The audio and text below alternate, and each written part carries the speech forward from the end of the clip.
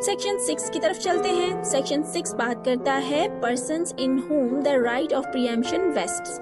मतलब ये कि सेक्शन 6 हमें प्रीएम्प्टर्स के बारे में बताता है कि वो कौन से लोग हैं जिन्हें प्रीएम्पशन लॉ के तहत अपना राइट ऑफ प्रीएम्पशन एक्सरसाइज करने का हक हासिल है।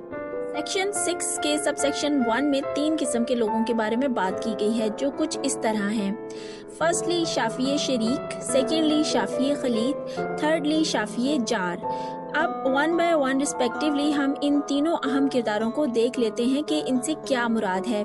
सेक्शन 6 की एक्सप्लेनेशन 1 शाफिये शरीक के बारे में बताती है कि शाफिये शरीक का मतलब ऐसा शख्स है जो सेल होने वाली इमूवेबल प्रॉपर्टी में को ओनर हो या ज्वाइंट ओनर हो। एक्सप्लेनेशन 2 हमें शाफिये खलीद के बारे में बताती है कि शाफिये खलीद वो बंदा होता है जो सेल होने वाली इमूवेबल प्रॉपर्टी से जुड़े किसी स्पेशल राइट में हिस्सेदार हो, जैसे right of passage of water या राइट ऑफ इरिगेशन वगैरह। एक्सप्लेनेशन 3 में शाफिये जार की बात की गई है। स्टूडेंट्स, शाफिये जार का मतलब वो शख्स जिसकी प्रॉपर्टी किसी सेल होने वाली इमूवेबल प्रॉपर्टी के साथ एडजेसेंट हो। उम्मीद है आपको प्रीएम्पशन लॉ की कहानी के इन तीनों हीरोज का किरदार समझ में आ गया होगा। अच्छा स्टूडेंट्स, यहाँ एक इम्पॉर्टेंट पॉइंट ऐड करती चलूं कि अगर इन तीनों में से कोई भी किरदार अपना राइट ऑफ प्रीएम्पशन एक्सरसाइज करे तो इसके लिए जरूरी है कि वो अपनी प्लेंट में अपनी पोजीशन के मुताबिक ग्राउंड को अलेज भी करे। वक्त ज़ाया ना करते हुए सेक्शन 6 के सब सेक्शन 2 की तरफ चलते हैं, जो हमें बताता है कि राइट ऑफ प्रीएम्पशन एक्सरसाइज कब होगा। सब सेक्शन 2 कहता है कि राइट ऑफ प्रीएम्पशन सिर्फ और सिर्फ जरूरत पड़ने पर या जरर को अवॉइड करने के केस में ही एक्सरसाइज हो सकता है। आप देखें कि सेक्शन 5 ने हमें बताया था कि राइट ऑफ प्रीएम्पशन अराइज कब होगा। सेक्शन 6(2) हमें बता रहा है कि इस अराइज होने वाले राइट को एक्सरसाइज कब करना है। उम्मीद है आपको इन दोनों के दरमियान फर्क समझ आ गया होगा। अब सेक्शन 7 को देख लेते हैं। Section 7 priorities in the right of preemption के बारे में बताता है। सेक्शन 7 कहता है कि जहां सेल होने वाली इमूवेबल प्रॉपर्टी के साथ जुड़े किसी स्पेशल राइट में एक से ज्यादा पार्टिसिपेटर्स यानी शाफिये खलीद हों, तो ऐसी सूरत में सेल होने वाली इमूवेबल प्रॉपर्टी पर जनरल राइट रखने वाले शख्स के मुकाबले में स्पेशल राइट रखने वाले शख्स का राइट प्रीएम्प्टिव तस्वुर होगा। सेक्शन 7 की प्रोविजंस को मजीद क्लियर करने के लिए कुछ इलस्ट्रेशंस भी दी गई हैं, जो एग्जामिनेशन पॉइंट ऑफ व्यू से बहुत इंपॉर्टेंट हैं।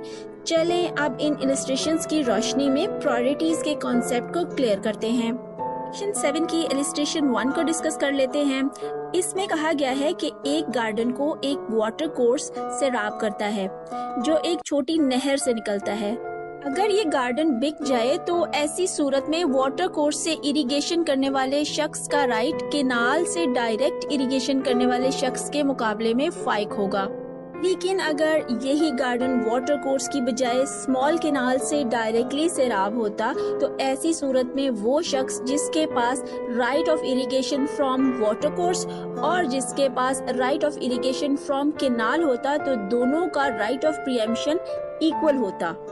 सेक्शन 2 के मुताबिक जहां 2 से ज्यादा प्रीएम्प्टर्स हों और इनमें से एक का सेल होने वाली इमूवेबल प्रॉपर्टी के साथ राइट ऑफ पैसेज जबकि दूसरे का right of passage of water attach हो, तो ऐसी सूरत हाल में राइट ऑफ पैसेज वाले शख्स का राइट दूसरे यानी right of passage of water वाले के मुकाबले में फाइक तस्वुर होगा। सेक्शन 3 के मुताबिक अगर एक पार्टिसिपेटर यानी शाफिये खलीद का किसी प्रॉपर्टी में स्पेशल राइट हो जिसकी बुनियाद पर वो सेल होने वाली इमूवेबल प्रॉपर्टी के करीब होने पर राइट ऑफ प्रीएम्पशन एक्सरसाइज करे तो इसका प्रीएम्प्टिव राइट इस प्रीएम्प्टर के मुकाबले में प्रेफरेंशियल माना जाएगा जिसकी प्रॉपर्टी कुछ दूर वाक़ होगी। सेक्शन 8 को देखते हैं जो joint right of preemption how exercised के बारे में बात कर रहा है कि अगर कभी किसी ग्रुप ऑफ पीपल आम लफ्जों में बहुत से शाफिये शरीक, शाफिये खलीद और शाफिये जार को राइट ऑफ प्रीएम्पशन हासिल हो जाए तो वो इसे किस तरह एक्सरसाइज करेंगे। तो जनाब प्रीएम्पशन एक्ट का सेक्शन 8 हमें बताता है कि इन बहुत से लोगों का ग्रुप अपने इस राइट को ज्वाइंटली भी एक्सरसाइज कर सकता है और अगर इस ग्रुप के सभी लोग इसे ज्वाइंटली एक्सरसाइज नहीं करना चाहते तो इनमें से जितने चाहे वो ज्वाइंटली कर सकते हैं और बाकी इंडिविजुअली भी कर सकते हैं। सेक्शन 9 की तरफ चलते हैं, जो ऐसी सूरत हाल के बारे में बता रहा है कि जब एक से ज्यादा प्रीएम्प्टर्स राइट ऑफ प्रीएम्प्शन एक्सरसाइज करने के लिए इक्वली इंटाइटल्ड हों और फैसला भी इनके हक में आ जाए, तो कोर्ट इस प्रॉपर्टी को इन सभी प्रीएम्प्टर्स में किस तरह तकसीम करेगी? क्या कोर्ट इनके अपने हिस्से के हिसाब से इन्हें मिलने वाली प्रॉपर्टी तकसीम करेगी? तो इसका जवाब है बिल्कुल नहीं। सेक्शन 9 के तहत कोर्ट इनके अपने हिस्से से कता नजर इन्हें मिलने वाली प्रॉपर्टी को इनके दरमियान बराबर तकसीम करने का हुक्म सुनाएगी। इस सेक्शन को मजीद अच्छे से समझने के लिए एक इलस्ट्रेशन भी दी गई है, इसे भी देख लेते हैं। इलस्ट्रेशन के मुताबिक एक घर है जिसमें 3 लोग रहते हैं, mister A, mister B and mister C. इस घर में मिस्टर ए जो है उनका हिस्सा 1/2 है, मिस्टर बी का 1/3 और मिस्टर सी का 1/6। अब अगर मिस्टर ए अपना 1/2 हिस्सा बेच दें तो बाकी के 2 हिस्सेदार मिस्टर बी और मिस्टर सी को मिस्टर ए के बेचे हुए 1/2 हिस्से में से इनके अपने हिस्से के हिसाब से नहीं बल्कि बराबर प्रॉपर्टी मिलेगी। अब सेक्शन 10 की तरफ चलते हैं, जो विड्रॉल ऑफ क्लेम की बात कर रहा है। यहाँ पहले इस सवाल को देख लेते हैं कि अगर कभी एक से ज्यादा प्रीएम्प्टर्स एक साथ मिलकर या अलग अलग प्रीएम्प्शन सूट फाइल करें और सूट फाइल करने के बाद लेकिन कोर्ट का फैसला आने से पहले ही कोई प्रीएम्प्टर अपना क्लेम विड्रॉ कर ले, तो प्रॉपर्टी की डिस्ट्रीब्यूशन कैसे होगी? सेक्शन 10 के मुताबिक इस सवाल का जवाब ये है कि बाकी रह जाने वाले यानी मुकदमा जीतने वाले प्रीएम्प्टर्स इस सारी प्रॉपर्टी के लिए इंटाइटल्ड होंगे। लेकिन स्टूडेंट्स, सेक्शन 10 में एक प्रोवाइजो भी दी गई है जिसके मुताबिक बाकी रह जाने वाले प्रीएम्प्टर्स के क्लेम के लिए जरूरी है कि इनका क्लेम ओरिजिनली होल प्रॉपर्टी के लिए हो, तभी वो सारी प्रॉपर्टी के लिए इंटाइटल्ड हो सकते हैं। अब सेक्शन 11 को देखते हैं, जो सेल ऑफ अपैर्टिनेंसेस ऑफ लैंड की बात कर रहा है। यानी अगर कभी किसी इमूवेबल प्रॉपर्टी पर मौजूद दरख्त या कोई बिल्डिंग इस जमीन को सेल किए बगैर, जिस पर बिल्डिंग या दरख्त मौजूद हो, सेल कर दिए जाएं, तो क्या लैंड के इस साजो सामान पर राइट ऑफ प्रीएम्प्शन एक्सरसाइज किया जा सकता है? तो सेक्शन 11 हमें इस सवाल का जवाब देता है कि बिल्कुल नहीं। सेक्शन 11 कहता है कि जमीन पर मौजूद महज साजो सामान जैसे दरख्त या बिल्डिंग्स की सेल पर राइट ऑफ प्रीएम्प्शन एक्सरसाइज नहीं किया जा सकता।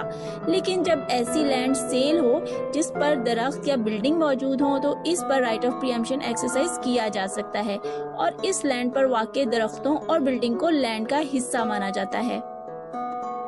Section 12 right to revoke sale की बात कर रहा है। सेक्शन 12 कहता है कि जब वेंडर ने किसी कॉन्ट्रैक्ट ऑफ सेल में ये कंडीशन रखी हो कि वो एक मखसूस मुद्दत के दौरान अपना कॉन्ट्रैक्ट ऑफ सेल रिवोक कर सकता है, तो ऐसी सूरत में इस मखसूस पीरियड के एक्सपायर होने से पहले प्रीएम्प्टर अपना राइट ऑफ प्रीएम्प्शन एक्सरसाइज नहीं कर सकता।